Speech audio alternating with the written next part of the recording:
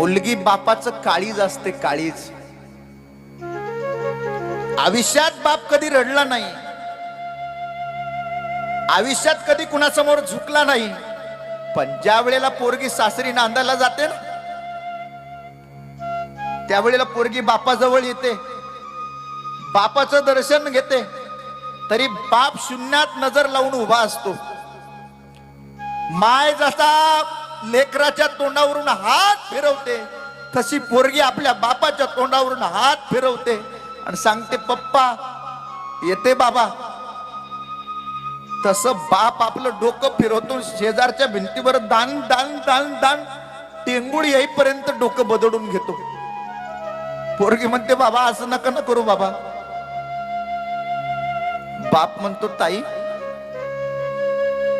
माझी काळजी नको करू, आता